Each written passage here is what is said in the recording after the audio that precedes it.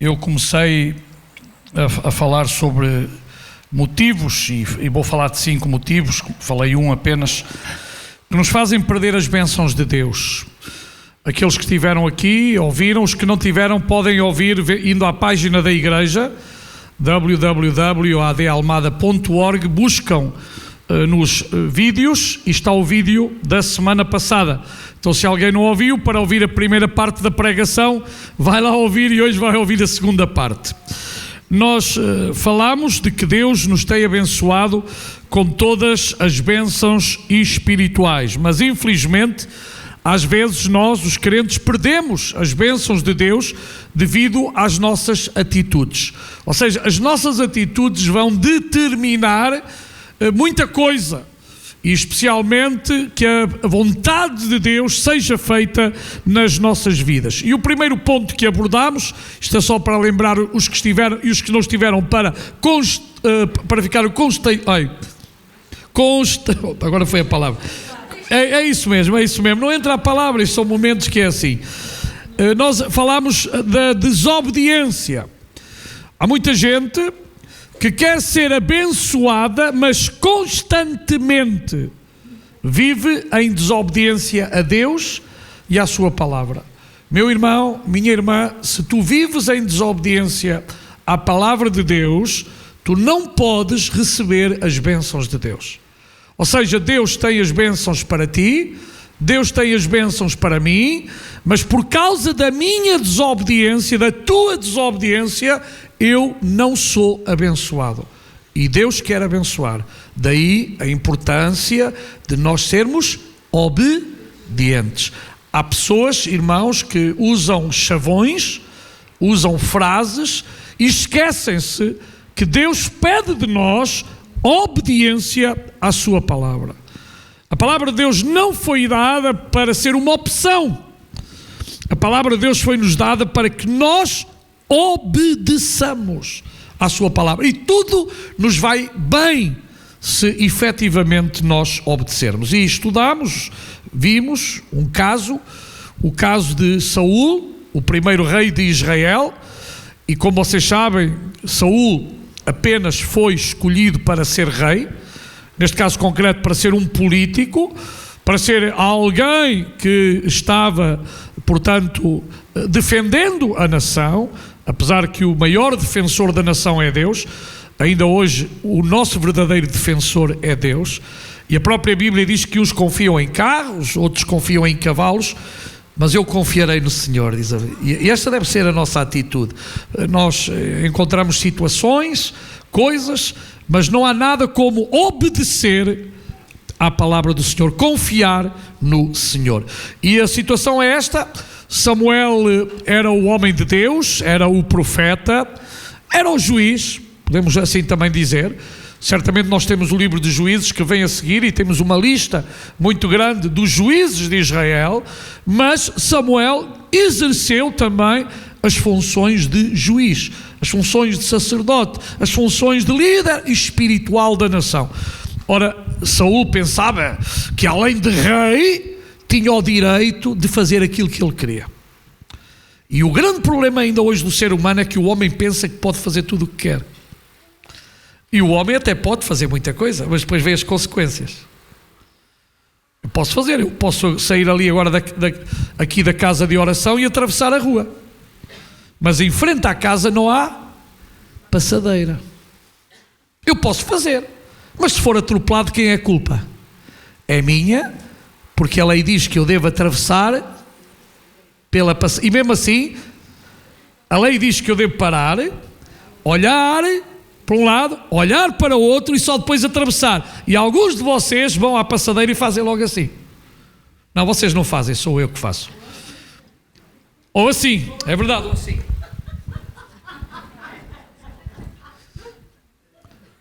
Ou seja, não medem as consequências. Depois a seguir vêm os problemas. O outro vinha rápido. Sim, também vinha rápido, mas tu também não olhaste. Então o ser humano sempre tem uma desculpa para não reconhecer, e nós falámos nisto. E o Saul recebeu uma ordem exata, disse: olha, tu espera que eu vou chegar em tal dia E ele começou a olhar, ele não tinha relógio, eu também não tenho, não, os relógios no meu pulso arrebentam todos, não sei porquê. A sério, não é verdade? Dão-me um relógio. Minha querida esposa há uns anos deu-me um relógio fantástico, não tenho, e está a funcionar. Não posso ter o pulso para o relógio, para os relógios todos, então já desisti de ter relógio no pulso, não vale a pena. Mas, meus irmãos, esta é uma grande realidade. O homem não pode fazer aquilo que quer. E Saul disse: eu sou rei. Eu sou rei. Uns dizem: eu sei tudo. Às vezes os filhos têm a mania que sabem tudo. Eu sou filho, agora já não sou, não sei o que é que diga. Não tenho pais neste momento, já faleceram os meus 2 pais. Continuo a ser filho, é verdade, todos somos filhos. Mas há uma certa idade que nós achamos que sabemos tudo. Não é verdade? Sabemos tudo, até sabemos mais que os nossos pais. Pensamos nós que sabemos. E às vezes nós também pensamos que sabemos mais que Deus. Porque até queremos ensinar Deus como Ele deve fazer as coisas. Se pudéssemos até há pessoas que até davam uma lição a Deus. Punham Deus no banco, eles punham-se lá na carteira do professor e diziam: estás a ver, Deus? É assim, aprende lá, Deus, comigo, porque eu sei tudo. É mentira. O único que sabe tudo é Deus. O único que é omnisciente é Deus. Ainda eu não falei e Ele já sabe o que vou falar. Irmãos, tenhamos muito cuidado. Então Saul estava desesperado. Sem dúvida a situação era difícil e ele não esperou por Samuel e foi oferecer sacrifícios ao Senhor. Ele não podia fazer tal coisa. Estava-lhe vedado. O único que podia fazer isso era Samuel. E ele atribuiu-se responsabilidades que não tinha. Não soube esperar. Entretanto, acaba de fazer os sacrifícios e o que é que aconteceu? Chega Samuel. E, meus irmãos, aquilo que Samuel lhe disse, no versículo 13, os irmãos estão à espera do capítulo. 1 de Samuel 13. Primeiro livro de Samuel 13. E veja o que Samuel vai dizer a Saul. A última parte diz: até diz assim, vamos ler tudo.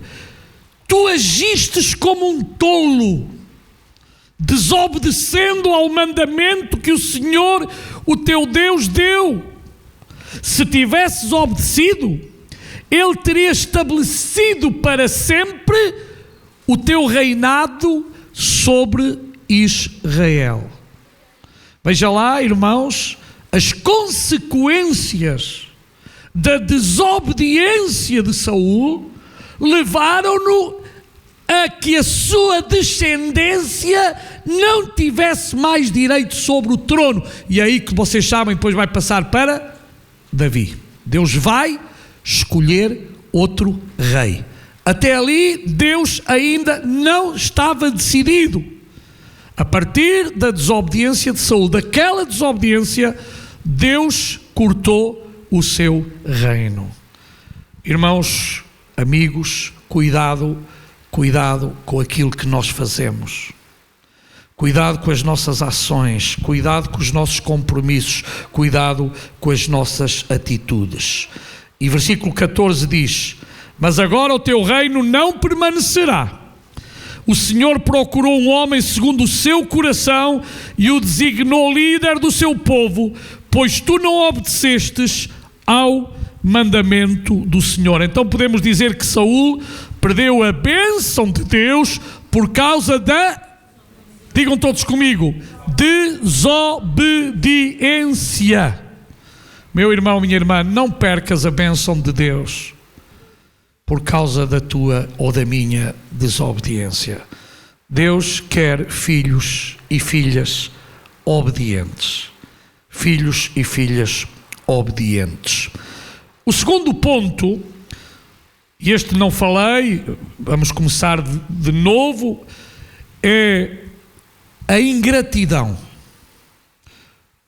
Algo que faz com que nós não sejamos abençoados é devido à ingratidão. Pergunto, quantos de vocês que estão aqui já sentiram que as pessoas foram ingratas para convosco? Levantem a mão, eu acho que quase todos. Vocês não gostam da ingratidão, pois não? Eu não gosto. Digo-vos uma coisa, uma das coisas que mais me fere, e confesso isto, é a ingratidão. E não é tanto que a gente esteja à espera de receber, mas há pessoas pela sua natureza que não são capazes de agradecer nada. Não têm nem um detalhe de gratidão, nem para dizer muito obrigado. E agora reparem, pessoas, eu já conheci pessoas e falo com colegas em que há companheiros que se viraram, ajudaram, fizeram tudo e essas pessoas não foram capazes de dizer obrigado. Agradecido estou. Agora, imaginem-se Deus. Imaginem-se Deus. Deu-nos tudo. Tudo. Nem sequer éramos seus amigos. E Ele deu a salvação. Quantos agradecem todos os dias pela salvação? Algumas mãos levantaram-se. Se calhar as outras foi só por vergonha ou por descuido. Quantos? Olha, uma coisa tão simples como o pão de cada dia. Agora está na moda, alguns dizem, não vale a pena agradecer. Por essas pequeninas coisas começa a história. Orar às refeições, já está abençoado. Mas o Pai Nosso diz, o pão nosso de cada dia nos dá, não é amanhã, é hoje. Quantos temos o bom costume de agradecer pelas refeições que comemos? Quantos temos o bom costume de agradecer pelo ar que respiramos? Pela família, pela igreja, pela palavra, pelo Espírito Santo, pelos irmãos, pela família, por tanta coisa, irmãos. Nós temos motivos mais que suficientes para agradecer pelas coisas boas. Mas muitas vezes perdemos mais tempo a falar das coisas más do que das coisas boas, porque parece que esquecemos as coisas boas. Há pessoas que lhe fazem 10 coisas boas e apenas lhes sucede uma coisa má e o seu foco vai para essa coisa má. Isso é o que o diabo quer. É que o teu foco, a tua visão vá apenas para aquilo que é negativo. E há uma história que se conta, eu já contei, mas as histórias a gente vai contando porque há sempre gente nova. Diz que iam 2 homens pelo deserto e encontraram a carcaça de um leão. Carcaça de um leão. Eu também não gosto de carcaças de leão. Se for uma carcaça cheia de carnezinha assada, mas não consigo comer carcaça com um bocadinho, não é? Mas uma carcaça, um esqueleto. Então começa ele, que coisa mais feia, que horrível, que cheira mal. E o outro diz, já reparaste que ele tinha uns dentes lindos? Já viu? E às vezes, irmãos, nós olhamos apenas para o negativo. E é isto, e é aquilo, e é aquele outro, e é aquele outro, e é aquele outro. E esquecemos de ver qualquer coisa boa que há. E há muitas coisas boas de Deus. Aprenda a ver o positivo. Aprenda a ver aquilo que está bem também. Não aponte só as falhas.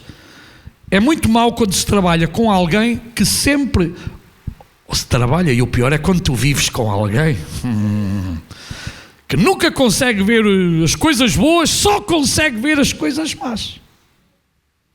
Vocês não têm ninguém lá em casa assim, pois não? Ainda bem. Felicito-vos. Temos que ter cuidado em saber ver as coisas, em ser agradecidos. Vamos a Gênesis 25, 29 a 34. Gênesis.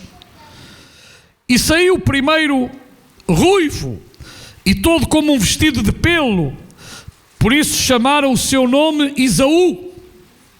Depois saiu o seu irmão agarrado à sua mão, ao calcanhar de Esaú, por isso chamou o seu nome Jacó, ou usurpador.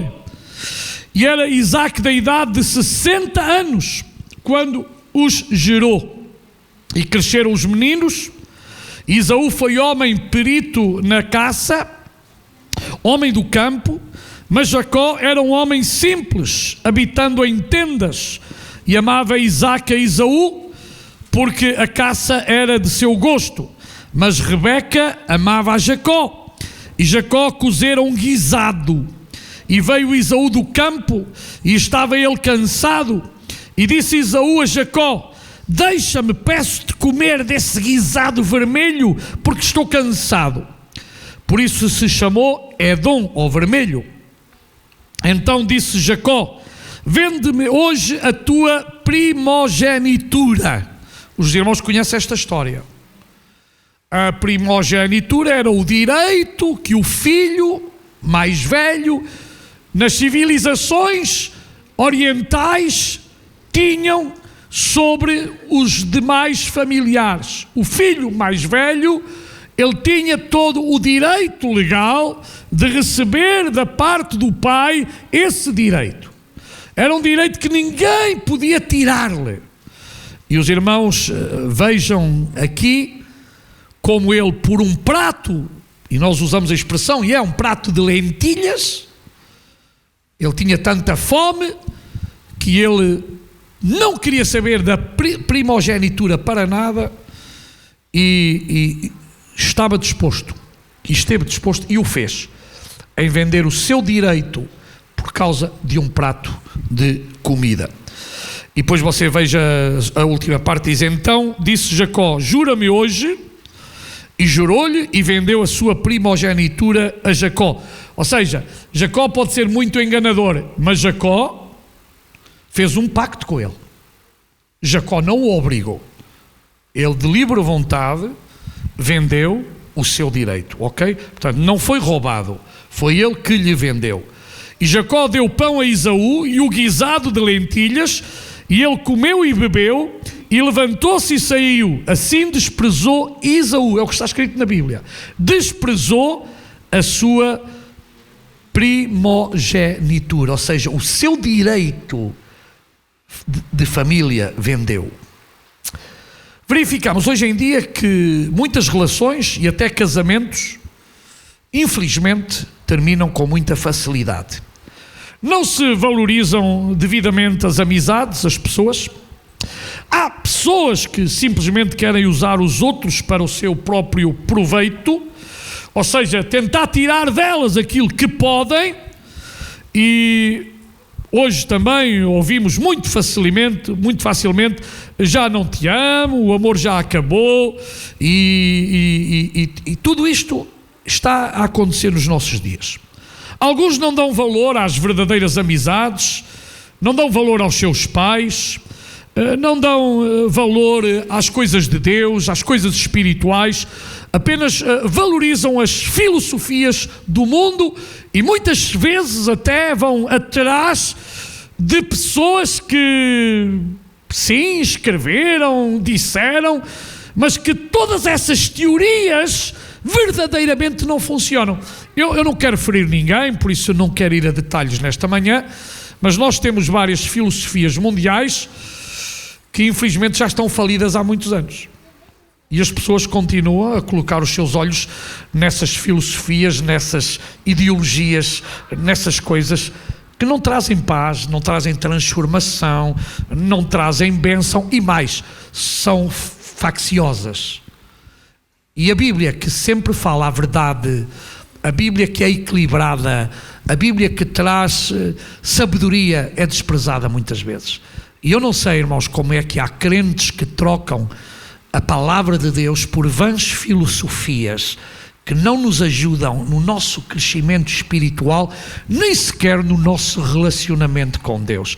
Nós temos que ter muito cuidado com aquilo que lemos, nós temos que ter cuidado com aquilo que seguimos, porque há coisas, irmãos, que não edificam. Eu quero vos dizer que hoje há muitas pessoas que se estão a alimentar da internet e, desculpem, estão a ouvir lixo e mais lixo. Há coisas boas, sim senhor, mas há coisas muito más, também as há. E nós temos que ter cuidado com aquilo que nos estamos a alimentar. E a escolha é tua, a escolha é minha. Então, irmãos, muito cuidado quando aquele ou aquela que dirige a nossa vida espiritual é alguém da internet. Quem deve dirigir a nossa vida espiritual é Deus e a sua palavra. Foi assim um amém muito fraquinho. A máxima autoridade é a palavra de Deus, irmãos. Ou seja, todo aquele que prega a Bíblia está certo, mas não é que pregue alguns versículos da Bíblia como quer. É aquele que prega efetivamente a palavra de Deus, é aquele que vai ao contexto, é aquele que explica as coisas como elas são, porque eu posso pegar num versículo e destroçá-lo todo. Eu posso pegar num versículo da Bíblia e criar uma nova doutrina, como tem acontecido, irmãos. E hoje vemos, por exemplo, a grande influência do judaísmo na igreja. E há crentes que não se estão a dar conta, mas o que eles estão a tornar-se é em judeus em vez de seguidores de Jesus. E Jesus chamou-me a mim, a vocês, para sermos seus seguidores. Não seguidores da religião judaica, mas seguidores dele como pessoa. Estão a entender? Por isso ele disse: vinde a mim, aprendei de mim. O convite é para aprender dele, da sua palavra, andar com ele, receber dele e colocar a fé apenas nele. Então há pessoas, irmãos, que eu tenho verificado ao longo destes anos, e pela graça de Deus já são 43 anos a servir a Deus como pastor. Não são 2 dias. E cada dia eu tenho visto mais isto: as pessoas estão atrás de objetos. Quando na Bíblia o objeto não serve, não presta, não é nada. O objeto é apenas um símbolo, mas não tem valor espiritual nenhum. O único que tem valor é Ele. Onde estão 2 ou 3 reunidos no meu nome, diz a palavra, eu estarei. É Ele que tem que estar e não os objetos. Os objetos não servem para nada. Os objetos não podem fazer nada. O único que tem todo o poder é Ele. Aleluia. Ele, Jesus, tem todo o poder. Ele, Jesus, está aqui em espírito e em verdade e vive nos nossos corações. Aleluia. Louvado seja o seu nome. Então, meus queridos, aqui a desobediência, mas agora nós temos também, irmãos, a ingratidão. Ele tinha recebido o seu direito, mas ele foi um ingrato. Vendeu, e depois vocês sabem tudo o que veio a suceder. Não vou, para não perder muito tempo, mas nós temos que valorizar aquilo que temos. Não troques Deus por nada. Não troques o Espírito Santo de Deus por nada. Não troques a tua salvação por fama. Não vendas aquilo que não pode ser vendido, que é a tua alma. A tua alma pertence a Deus, a minha alma pertence a Deus. Foi Ele que pagou um alto preço. Jesus pagou um alto preço por nós na cruz do Calvário, para que efetivamente cada um de nós possa ser grato. Há um hino que se cantava antigamente e poderá-se ainda cantar hoje, que dizia mais ou menos: mais grato a ti, mais grato a ti, mais consagrado, ó faz-me Senhor. Que haja gratidão. Não é o hino, é a palavra, é a letra, e que eu possa ser grato ao Senhor, que possamos ser gratos todos uns aos outros também. Parece que desapareceram hoje no vocabulário moderno, obrigado, não é? Obrigado já não existe. Quantos filhos ainda dizem obrigado aos pais? Alguns dizem, não são todos, não são todos. Obrigado pai, obrigado mãe. É bonito, não é? Já que não dizes aos teus pais, diz hoje aqui: obrigado pai, diga lá, diz lá, obrigada mãe. É tão bonito, não é? E sabe que os pais e as mães gostam de ouvir obrigado. Não é porque eles se sintam obrigados, porque eles amam. Mas é bonito da nossa parte dizer obrigado, agradecido. Se faz favor. Já nem se usa isso também. Se faz favor, que favor? É que estamos a viver em tempos assim, onde palavras desapareceram rapidamente do dicionário e da boca das pessoas. Mas sabe, faz bem ser agradecido.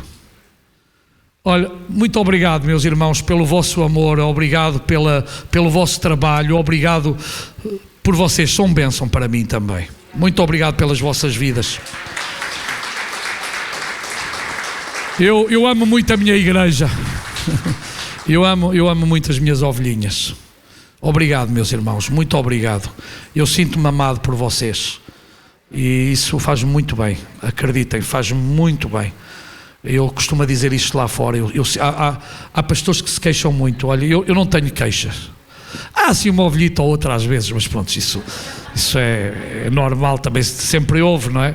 Sempre houve. Jesus também tinha uma ovelhita ou outra, e ele era perfeito, imaginas, eu que não sou. Jesus tinha lá um Judas, Jesus tinha lá um Pedro, Jesus tinha lá um de tudo, pronto. Mas Jesus amava-os e nós amamos uns aos outros, amém? É bom sermos igreja. Obrigado, meus queridos, obrigado. Então nós devemos constantemente agradecer a Deus por tudo aquilo que Ele nos dá e também darmos testemunho dessas coisas. Foi bom esta manhã ouvirmos o testemunho destas duas jovens. Certamente outros jovens poderiam o ter feito em agradecimento. E também quero dizer obrigado à equipa. E nós temos uma equipa fantástica nesta igreja de homens e mulheres que sempre estão dispostos a trabalhar. Muito obrigado por vocês. Vocês dão-me um grande ânimo para eu prosseguir, porque sempre vejo uma grande equipa de voluntários, homens e mulheres, que estão dispostos a entregar-se para trabalhar, para fazer o seu melhor em qualquer área. E isto é muito importante, queridos. Obrigado, sim, muito obrigado. O terceiro aspecto é quando nós não pagamos o preço, não valorizamos as coisas, ou seja, não lhe damos o devido valor. E daí, quando nós vivemos de pedir aos pais é uma coisa, quando nós começamos a trabalhar ou trabalhamos para conseguir, valorizamos mais eu ia dizer os tostões, veja lá, não, os cêntimos e os euros. E há pessoas que não valorizam. Eu sou daquela época, não tenho vergonha de dizer isto, nunca tive tudo aquilo que eu quis. Às vezes queria e não podia ter. Eu lembro-me que uma das coisas que eu sempre quis ter, e já podia ter comprado, mas também não me faz falta hoje, era aquelas mochilas assim já modernas para ir, quando eu ia para os acampamentos, eu levava uma grande mala, pá, eu tinha vergonha, não é? Uma mala, e aqueles que tinham assim um bocadinho mais de dinheiro, que também não eram muitos, levavam aquela mochila. E eu um dia fui ver o preço da mochila, e o preço da mochila era o preço do ordenado de um pai naquela altura. Não sei se vocês se lembram, os mais velhos, uma tenda de campismo naquela altura era caríssimo. Era valor de meio ordenado talvez de um trabalhador. Hoje não. Hoje vai-se ali, são 10 euros, 20 euros. Mas naquele tempo, upa. Epá, e claro, eu tive que começar a trabalhar assim nas férias, a ganhar os tostões. E não foi fácil às vezes. Mas foi aí que eu comecei a valorizar o que custam as coisas. Porque desculpa eu dizer à geração atual, às vezes vocês não valorizam as coisas. As coisas para alguns de vocês não têm valor nenhum, custaram, mas vocês não lhes dão nenhum valor. Sabem porquê? Porque há muito hoje. Nós só valorizamos quando não temos, ou quando nos falta, ou quando não podemos. E damos mais valor quando uma coisa nos custa. Há uma história que eu li, até tem um fundo evangélico, não sei se alguns de vocês, a história do barquinho. Houve um menino que lhe ofereceram um barquinho, mas um barquinho quando ele não tinha nada mais, não é? Um barquinho muito lindo. E o menino pôs no rio o barquinho desapareceu. Ele chorou. Um dia vai àquelas casas onde estão coisas em segunda mão e vê lá o seu barquinho. Então o menino passava pela montra, entrou, perguntou o preço, quanto é que custou o barquinho? Era bastante caro. Então o menino foi ao mielheiro, partiu o mielheiro, viu quanto é que tinha, mas ainda lhe faltava bastante. E ele lá fez muita coisa para conseguir o barquinho. E finalmente conseguiu o barquinho. Ele depois, agora vale mais, agora paguei pelo barquinho. E Jesus pagou um alto preço por mim e por ti. Ele dá valor mais do que aquilo se calhar nós damos à sua salvação. É por isso que Paulo, quando fala aos Coríntios de participar da ceia do Senhor, ele dá aquela ideia de não espezinharmos, de não anularmos o sacrifício de Jesus na cruz do Calvário. Porque há pessoas que tomam a ceia do Senhor, desculpe, como se fossem ali ao bar da esquina para tomar uns copos. E é verdade que, como vocês sabem, não é os símbolos que valem nada, mas é o que representa. Por isso a Bíblia diz que devemos fazê-lo com dignidade do ato que merece. Porque senão a coisa está má. Então, irmãos, é dar valor ao sacrifício de Jesus na cruz do Calvário. E há uma canção que diz: eu sei que foi pago um alto preço. Lembram-se? Eu sei que foi pago um alto preço. E foi um alto preço. O preço que Jesus pagou. E nós devemos valorizar mais as coisas que temos. Valorizar a nossa família, os nossos pais, os nossos filhos. Pais, valorizem os vossos filhos também. Valorizar os nossos familiares. Filhos, valorizem também os vossos avós. Avós, valorizem os vossos netos. Irmãos, valorizemos-nos uns aos outros. Valorizemos a nossa igreja. Saibamos valorizar as coisas. Valorizemos a nossa esposa, o nosso esposo. Dar valor, irmãos. Reconhecer, agradecer. Então, irmãos, diz Tiago 1:1-8. Tiago 1:1-8. Tiago, servo de Deus e do Senhor Jesus Cristo, às 12 tribos dispersas entre as nações, saudações. Meus irmãos, considerem motivo de grande alegria o facto de passarem por diversas provações, pois vocês sabem que a prova da vossa fé produz perseverança, e a perseverança deve ter ação completa, a fim de que vocês sejam maduros e íntegros, sem lhes faltar coisa alguma. Se algum de vocês tem falta de sabedoria, peça a Deus, que a todos dá livremente e de boa vontade, e lhe será concedido. Peça-a, porém, com fé, sem duvidar, pois aquele que duvida é semelhante à onda do mar, levada e agitada pelo vento.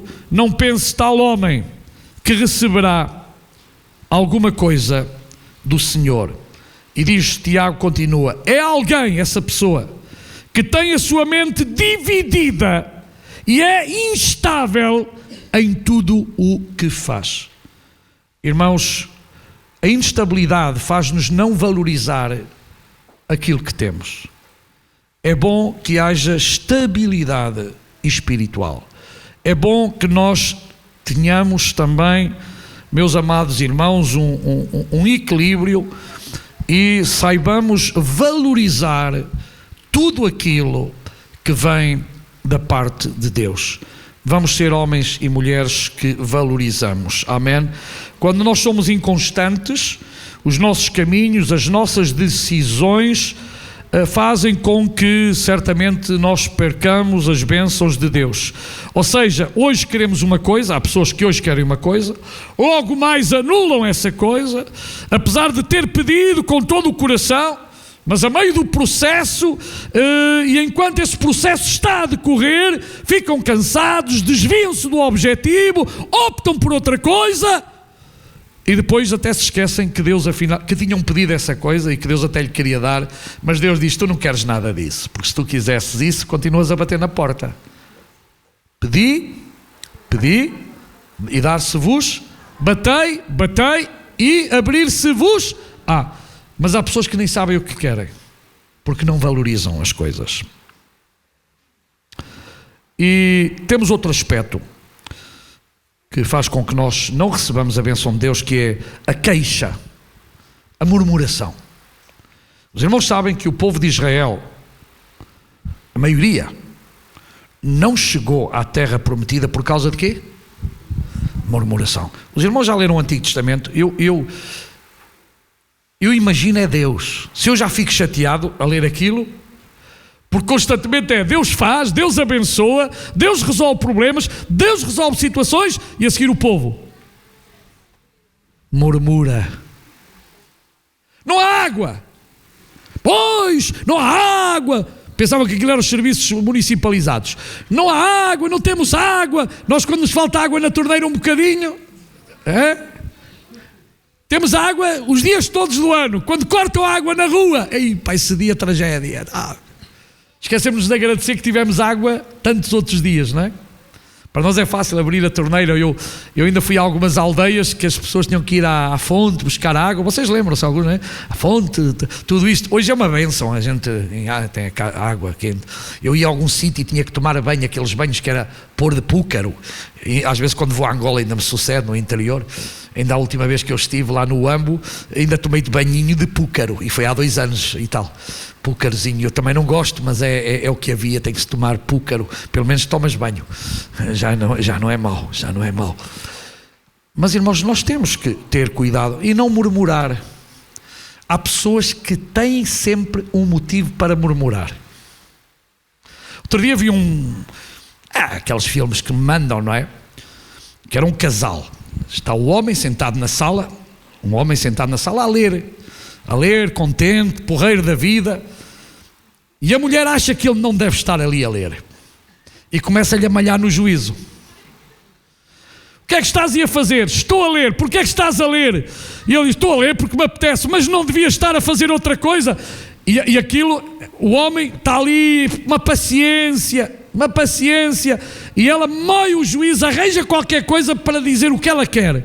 Finalmente o homem fica chateado. Também acontece com as mulheres às vezes. Há homens que também chateiam a mola às mulheres. Não vais agora aqui pensar que eu sou machista ou qualquer coisa dessa. Não. Isto é para dizer, irmãos, que há pessoas que não podem ver os outros em paz. Têm sempre que arranjar qualquer coisa para chatear. Não conhecem ninguém desse tipo de pessoas? Têm que arranjar qualquer coisa para que haja uma pequenina discussão. Ainda bem que vocês não têm ninguém desse tipo em casa. Oh, aleluia, fantástico. Eu acho que há gente que se levanta de manhã e diz, como é que eu vou chatear o outro hoje? Quando a paz é uma coisa tão boa. Amém? Mas como não sabem, inventam. E pior é quando alguém pensa que o outro tem que dizer aquilo que ela pensa. Nunca conheceram pessoas assim? Eu conheço. Tu tens que dar a resposta exatamente como está na cabeça dessa pessoa, porque se não a deres estás reprovado. Nós tenhamos cuidado com estas coisas, irmãos. Aquilo que eu penso não é aquilo que a minha mulher tem que fazer. Eu posso pensar, não, eu hoje para amanhã sair-me bem, a minha mulher tem que se levantar e dizer-me 3 vezes, bom dia amor, bom dia amor, bom dia amor, porque eu já pensei que se ela não me disser 3 vezes bom dia amor, o dia já não me vai correr bem. Então como eu tenho isso na cabeça, ela levanta-se e só me diz bom dia amor uma vez, eu vou-lhe arranjar o problema e dizer, pois, devias ter dito mais 2. Se não dissestes mais 2, é porque tens alguma coisa contra mim. E há gente assim. Eles queriam que os outros fossem exatamente como eles querem que os outros sejam. Mas isso é mentira. Saiam desse filme, por favor. Esse filme é surreal. Esse filme não existe. Então nós temos que ter cuidado com a murmuração. Não nos queixarmos por tudo e por nada. E eu estou a pensar na história dos 12 espias. Quem é que disse ao povo para ir para a terra prometida? Mais alto. Deus. Deus sabia ou não sabia o que estava a fazer? Deus conhecia ou não conhecia a terra? Deus conhecia ou não conhecia todos os pormenores da terra? Se Deus disse para eles irem, é porquê? Porque era possível chegar lá. E eles mandaram os espias, 12, que representavam um por tribo. Quando chegaram, todos falaram. 10 começaram ali sim, mas tem lá uns gigantes. Sim, mas é difícil. Sim, mas é impossível. Josué e Caleb tiveram uma atitude diferente. E a tua atitude e a minha atitude vai determinar o meu futuro e o teu futuro. Se não és uma pessoa negativa, só vês o negativo, só vês o que está mal, só vês inimigos por todo lado. É como hoje, há pessoas que veem demónios até debaixo dos tapetes. Pastor, será um demónio? Eu não estou a dizer que o demónio não atua, que atua. E faz coisas. Mas, por favor, não arranjes demónios onde eles não estão. E não me diga tudo que é do diabo, quando às vezes não é do diabo, é de você. É que o diabo leva culpas que também não tem culpa às vezes. Eu não tenho pena do diabo, é que fica claro, há quem tenha, eu não tenho. Mas também não quero estar a culpar aquilo que ele não tem culpa, que é culpa minha. Porque eu ainda tenho decisões, vocês também, que eu saiba. O diabo tenta. O diabo, através, que não é ele que faz, através dos seus demónios, provoca, sim senhor. Mas eu já tenho dito e vou dizer mais uma vez, se Deus é por, quem será contra nós? A vitória está da sua parte e da minha parte.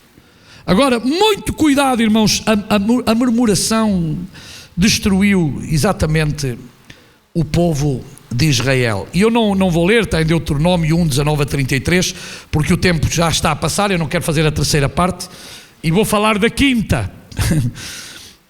Falta de fé. Falta de fé. E os discípulos disseram uma coisa que eu também quero dizer hoje a Deus: Senhor, aumenta a minha fé. Há pessoas que às vezes dizem, eu tenho tanta fé, e eu olho para elas e digo, estás a mentir com todos os dentes que tens na boca. Se nós tivéssemos tanta fé como aquela que dizemos ter, víamos mais coisas do sobrenatural de Deus, de certeza. Você refere-se à fé da boca. A fé da boca é grande, a fé do coração muitas vezes é pequenina. Por isso os discípulos disseram ao Senhor, aumenta a nossa fé. E sabem que a fé só tem uma maneira para ser aumentada, é através da palavra de Deus, da nossa dedicação a Deus, deixar o agir de Deus, ver o agir de Deus. Agora, eu não estou aqui para medir ninguém, mas acredito que todos os que estamos aqui precisamos mais fé. Eu preciso mais fé. Fé no sobrenatural de Deus. E Tiago, capítulo 1, versículo 5 a 7 diz: e se algum de vós tem falta de sabedoria, peça a Deus, que a todos dá liberalmente e não lança em rosto, e ser-lhe-á dada. Peça, porém, com fé, em nada duvidando, porque o que duvida é semelhante à onda do mar, que é levado pelo vento e lançado de uma para a outra parte. Não pense tal homem que receberá do Senhor coisa alguma. Devemos recordar que vivemos pela fé e não pela vista. Eu nunca vi o céu, mas eu acredito no céu. Eu nunca vi Jesus cara a cara, mas eu acredito que Ele está aqui em espírito e em verdade. Amém. Eu já vi curas serem realizadas no momento e outras esperarem um tempo pela operação sobrenatural de Deus, e Deus ainda hoje continua a curar, continua a abençoar, mas Deus quer ver também da nossa parte fé. É verdade que há pessoas que nem fé têm e Deus, na sua misericórdia, cura. O paralítico que foi levado pelos 4 amigos, a Bíblia não diz que ele tivesse fé. Os seus amigos tinham fé. Pegaram nele e nenhum obstáculo foi impeditivo para o colocar aos pés de Jesus. Às vezes nós podemos até não ter fé e Deus, na sua misericórdia, curar-nos. Mas Deus pede de nós fé. Fé é confiar totalmente. Fé é não duvidar, é não permitir que a dúvida fique dentro do nosso coração e de alguma maneira possa dominar os nossos pensamentos.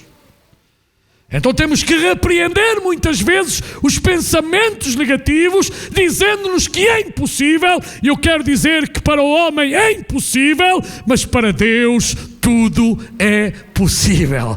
Diga comigo, para Deus tudo é possível. E a Bíblia diz que tudo é possível. Amém? Para aqueles que acreditam em Deus, creem em Deus, e é possível. Louvado seja o seu nome. Assim que, meus amados irmãos, devemos recordar que vivemos pela fé e não pela vista. Ou seja, confiança total naquilo que a palavra de Deus nos diz. É hora de vivermos como filhos de Deus, sem perder uma só promessa, sem perder uma só bênção, recebendo tudo aquilo que vem do nosso Pai Celestial. E o livro dos Provérbios 10:22 diz: a bênção do Senhor é que enriquece, amém? Amém? E não traz dores. A bênção do Senhor é aquela que nos enriquece. E queres ser rico espiritualmente?